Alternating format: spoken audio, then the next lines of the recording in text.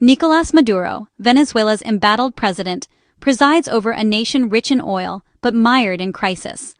Once celebrated for its vast reserves and regional influence, Venezuela now finds itself at the heart of a political and humanitarian storm, with Maduro standing at the very center. His leadership is both fiercely defended and bitterly contested, making him one of the most polarizing figures in Latin America today. Maduro succeeded Hugo Chavez in 2013, inheriting a country already facing economic headwinds.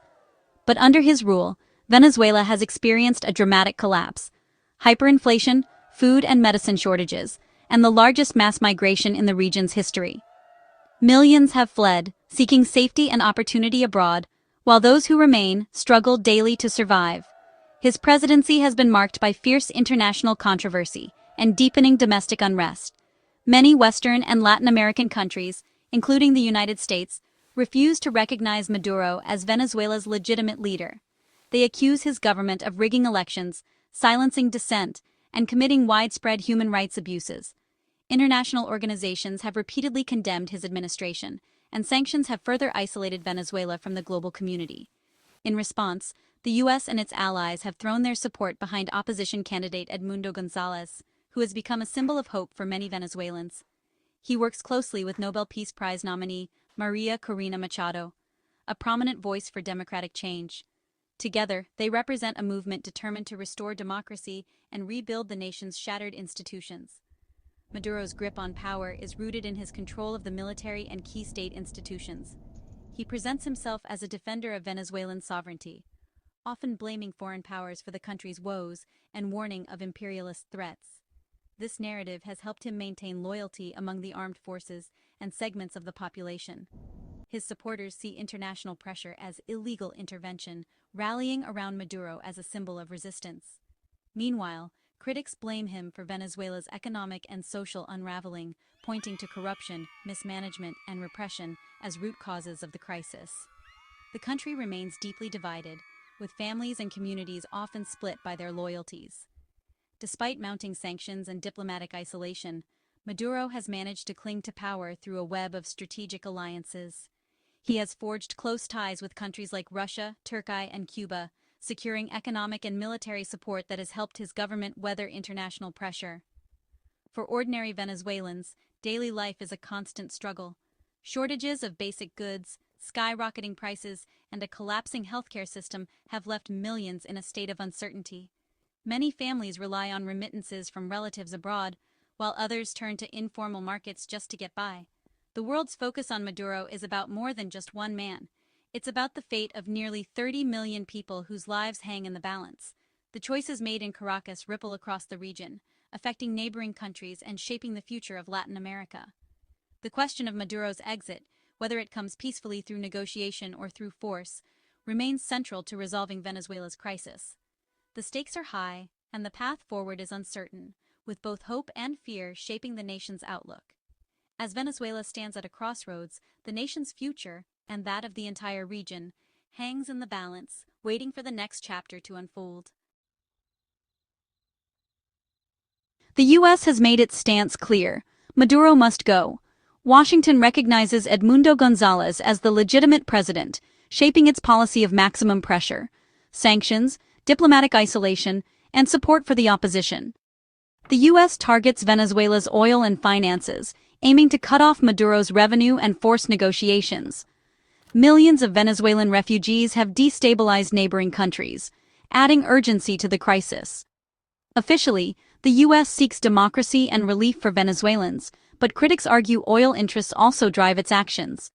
Maduro uses this suspicion to rally support, painting the U.S. as an imperial power. This narrative complicates diplomacy and deepens the standoff. The path to a peaceful resolution remains fraught with mistrust and competing interests. With Nicolas Maduro refusing to step down from power, Venezuela remains locked in a tense political standoff.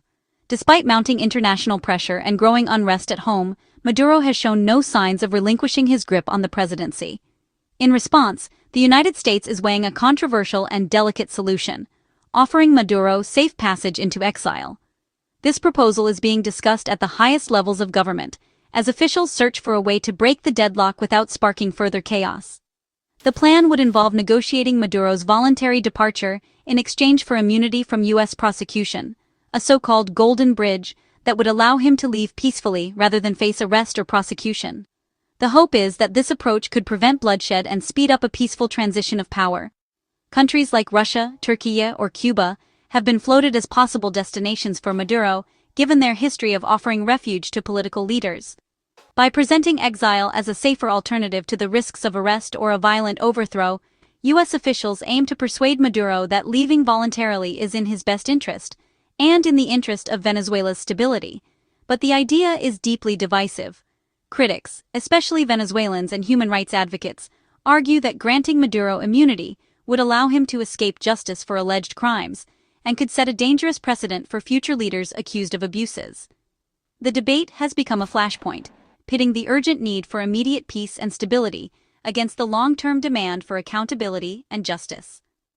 Within the U.S. government, some officials are pushing hard for a negotiated exit, believing it's the only realistic way to end the crisis without violence. Others, however, insist that Maduro must be held accountable and face prosecution for alleged crimes, including corruption and human rights violations. The choice between exile and trial is now at the heart of U.S. strategy, shaping not only diplomatic negotiations but also the future of justice in Venezuela. Finding a host country that Maduro trusts enough to accept exile is a major challenge, as his safety and future would depend on international guarantees.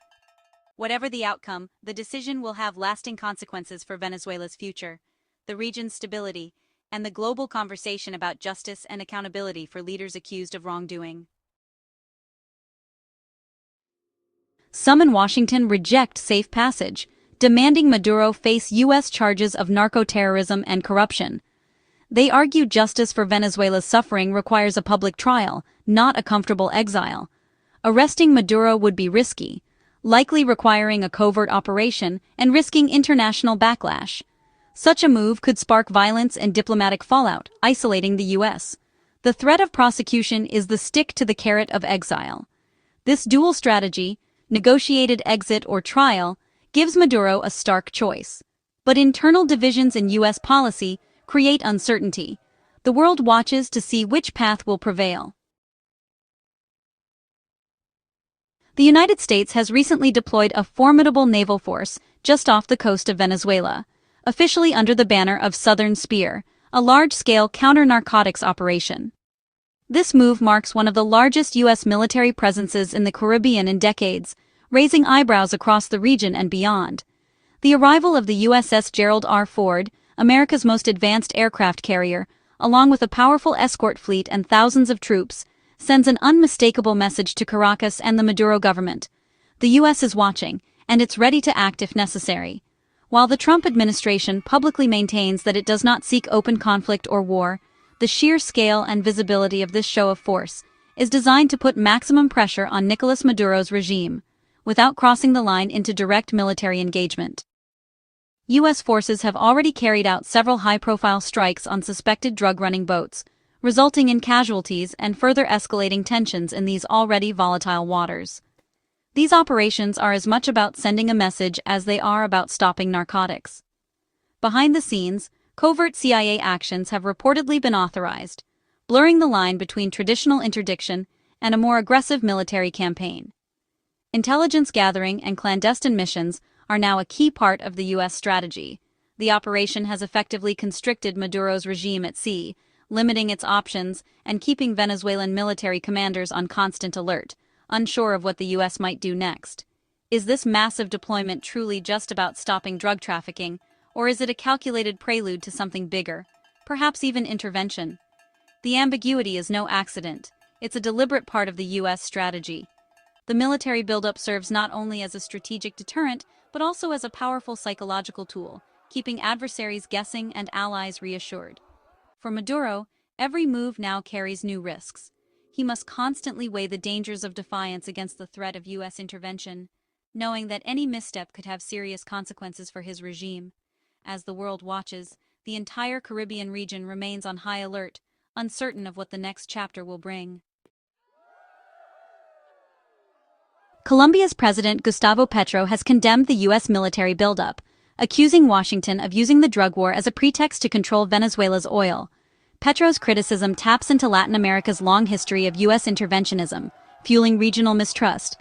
Colombia, hosting millions of Venezuelan refugees, fears any conflict would spill across its borders. Petro calls for dialogue, not escalation, warning that U.S. actions could provoke wider violence. This rift complicates U.S. strategy and highlights deep divisions among regional players. The risk a peaceful transition could be derailed by mistrust and competing agendas.